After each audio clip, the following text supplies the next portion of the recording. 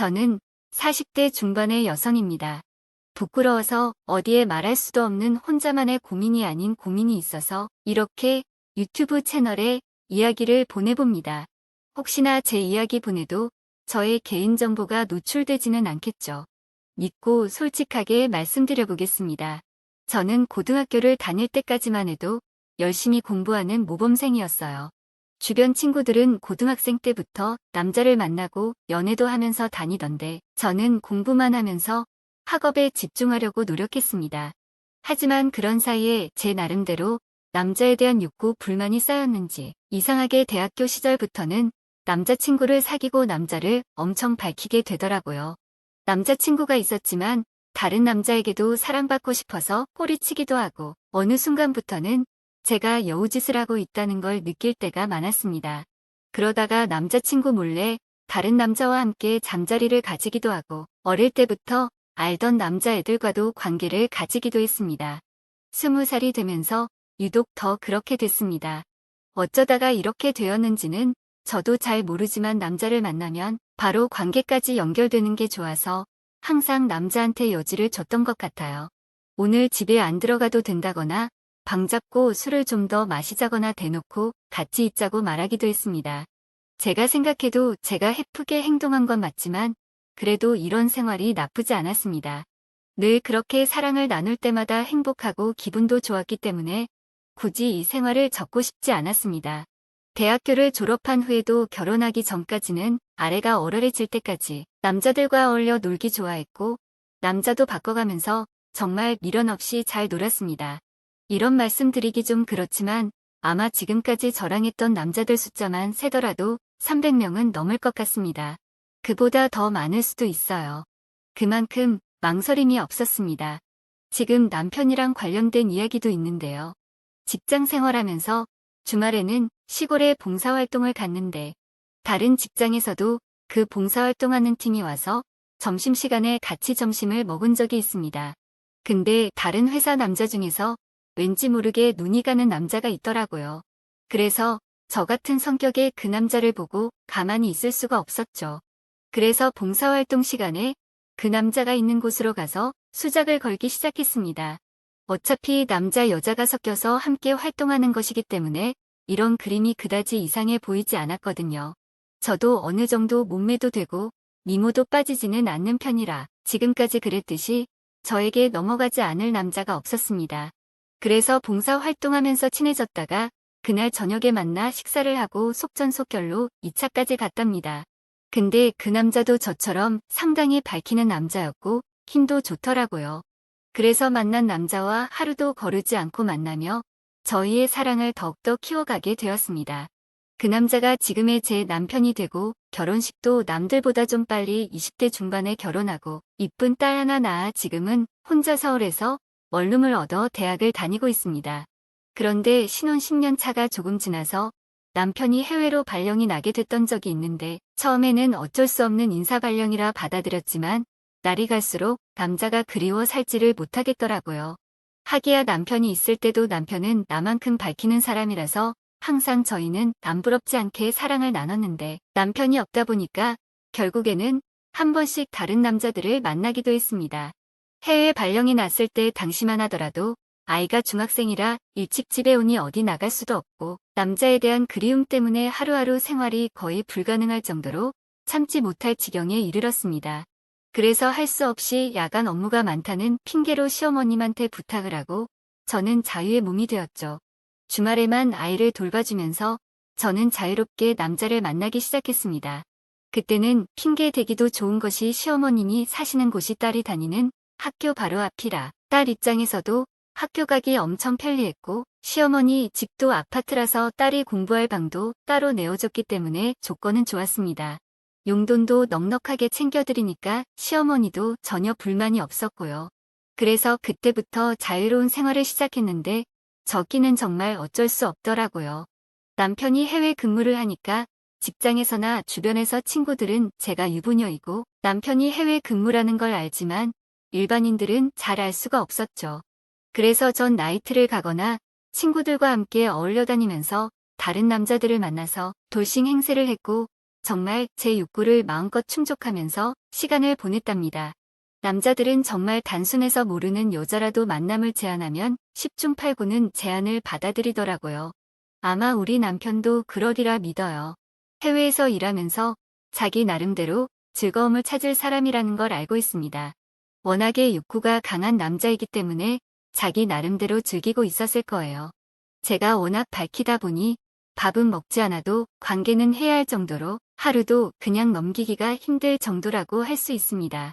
그렇다고 제가 길 가던 사람 아무나 겁탈하는 것처럼 피해를 주는 것은 아니니까 걱정하지 않으셔도 됩니다. 물론 남편도 해외 근무를 하지만 멀지 않은 나라에 있기 때문에 2달마다 한 번은 집에 옵니다만 그것으로는 절대 만족할 수 없는 저였기에 이렇게 따로 남자를 만나는 것은 어쩔 수 없는 선택이었습니다.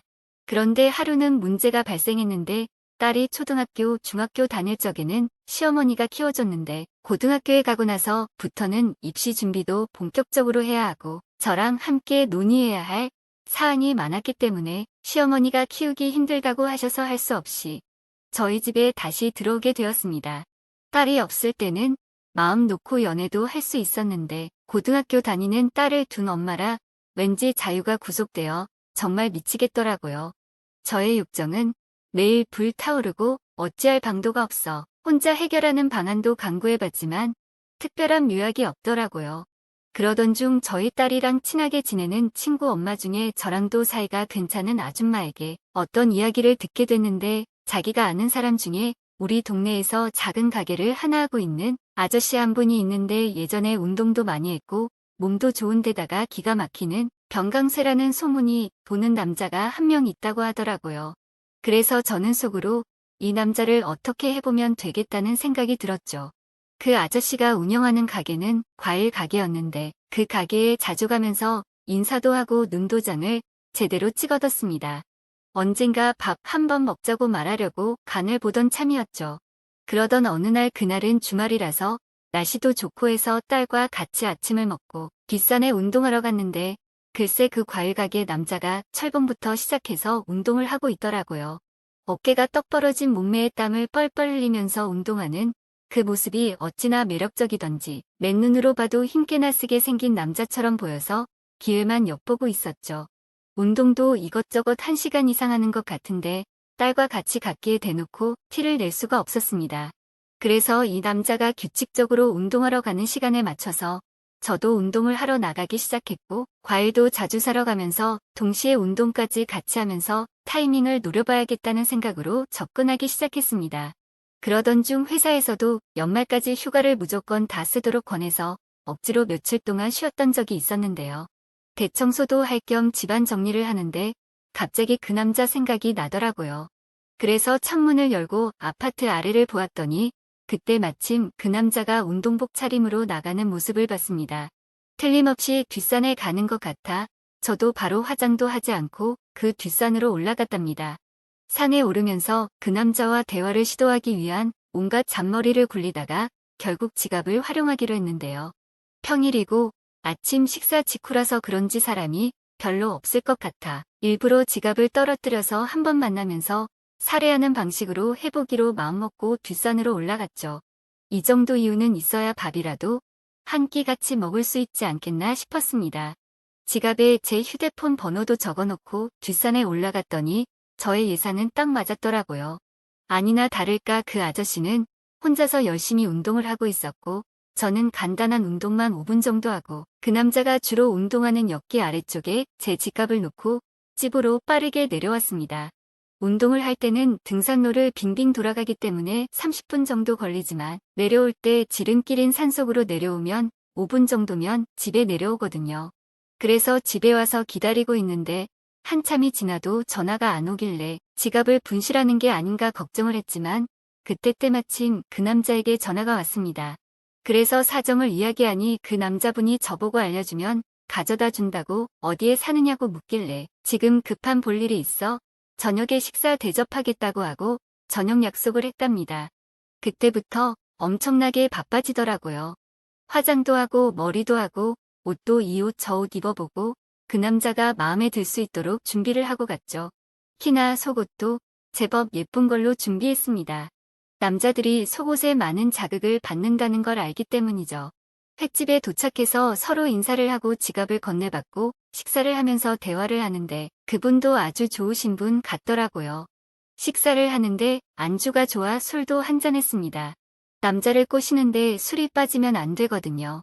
그래서 저는 일부러 술을 빠르게 마시며 분위기를 만들려고 했습니다. 그랬는데 그 남자도 술을 엄청 잘하더라고요. 두 사람이 소주 3병을 마시고 분위기가 무르익어갈 때쯤 볼수록 그 남자가 멋있어지고 저의 아랫도리는 벌써 축축해져서 참을 수가 없었습니다. 그래서 저는 적극적으로 그 남자를 자극하기 시작했습니다. 평소에 너무 좋게 봐서 그런지 아저씨가 참 마음에 든다. 오늘 아저씨 만난다고 긴장돼서 속옷도 예쁜 걸 입었다고 얘기했죠. 그러자 그 아저씨는 얼굴을 붉히면서 무슨 그런 부끄러운 말을 하냐고 하더라고요. 그래서 저는 내숭을 떨면서 아저씨처럼 멋있는 사람 만나는데 이 정도 준비는 해야 하는 거 아니냐고. 근데 아저씨가 제 속옷 볼 생각 없으면 그냥 됐다고 말했죠. 그러자 그 남자는 얼버무리며 말을 제대로 못하더라고요. 저는 그 남자를 물끄러미 쳐다보다가 그냥 키스를 해버렸어요. 그랬더니 그 남자도 그대로 응해주더라고요. 그래서 저희는 곧바로 계산하고 가게를 나와 옆에 골목으로 들어가 선체로 진한 키스를 나눴습니다. 그랬더니 그 남자 아랫도리가 제 아랫도리를 쿡쿡 찌르더라고요. 그래서 저는 그 남자에게 제 속옷 보러 가실 거냐고 물었고 바로 옆에 있는 모텔로 직행하게 되었습니다. 저도 엄청나게 좋아하고 밝히지만 그 남자분 정말 병강세 맞는 것 같았습니다. 남편보다도 더 강하고 이 세상 어느 남자보다도 강력하고 정말 세상 사는 맛이 이런 것이구나 하는 것을 느낄 수가 있었습니다. 모텔 가기 전부터 아랫도리가 질펀해 있었는데 정말 그날은 온천수가 펑펑 터지듯이 저의 모든 것을 쏟아부은 제 일생의 가장 행복한 순간이었습니다. 그 남자는 하늘이 만들어준 사람이라는 생각이 들었습니다. 그 남자는 저에게 자기가 지금까지 만난 여자들 중에서 가장 명기라면서 어떻게 이렇게 남다른 아래를 가졌냐고 물어보더라고요. 그 이후로 우리는 엄청나게 자주 만납니다. 회사에서 잠깐 볼일 보러 나오는 시간을 이용하는데 그 남자와 전 너무나 궁합이 잘 맞는 것 같습니다. 오래 만나다 보니 이젠 마음으로도 사랑하고 있습니다. 남편을 생각하면 제가 나쁜 년이라고 생각하지만 저는 밥을 안 먹어도 남자는 있어야 하는 여자입니다. 그리고 이 남자에게 저의 모든 걸 다 주고 있습니다. 한동안은 이 남자와 함께 모든 걸 다 할 것 같아요.